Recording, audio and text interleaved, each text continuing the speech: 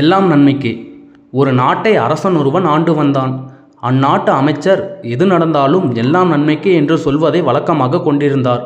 ஒரு நாள் இருவரும் பேசி கொண்டிருந்த பொழுது அரசன் மாம்பழம் ஒன்றை கத்தியால் அறுத்து கொண்டிருந்தான். அப்போது தவறுதலாக கத்தி அரசனின் சுண்டு விரலை அறுத்துவிட்டது. அரசனோ வலி தாங்க முடியாமல் துடித்து கொண்டிருந்தான். அப்போதும் அமைச்சர் வழக்கம் போல, அரசே, எது நடந்தாலும் எல்லாம் நன்மைக்கே என்று கூறிக்கொண்டிருந்தார். இதை கேட்டு கோபமடைந்த அரசன், நானே விரல் வெட்டப்பட்டு துடித்து கொண்டிருக்கிறேன், நீர் என்னவென்றால் எது நடந்தாலும் எல்லாம் நன்மைக்கே என்று சொல்லி கொண்டிருக்கிறாய்?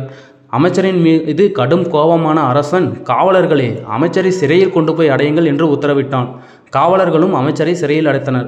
அப்போதும் அமைச்சர் சிரித்தபடியே எது நடந்தாலும் எல்லாம் நன்மைக்கே என்று கூறிக்கொண்டிருந்தார். இருந்தாலும் நாட்கள் பல கடந்த வண்ணம் இருந்தன. அப்போது ஒரு நாள் வேட்டையாடுவதில் மிகவும் ஆர்வமுடைய அரசன் தனியாக காட்டிற்கு சென்றான். அங்கே மலைவாசிகள் காளிக்கு பலி கொடுப்பதற்காக ஒருவனை தேடிக்கொண்டிருந்தனர். அவர்களிடம் அரசன் சிக்கிக்கொண்டான்.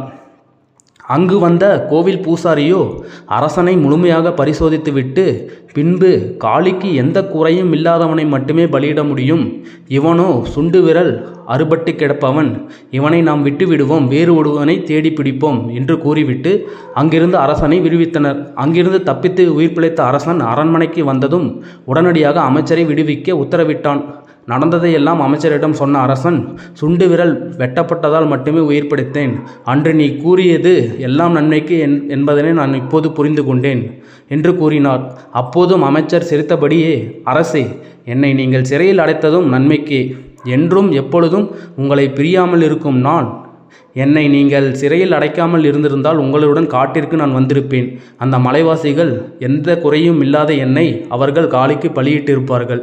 நீங்கள் என்னை சிறையில் அடைத்ததால் மட்டுமே நான் உயிர் பிழைத்தேன். நீதி, எது நடந்தாலும் நல்லதையே நினைத்து கொள்ள வேண்டும் என்பதே இதன் பொருளாகும். நன்றி, வணக்கம் ஃப்ரெண்ட்ஸ். மீண்டும் ஒரு வீடியோவில் சந்திப்போம்.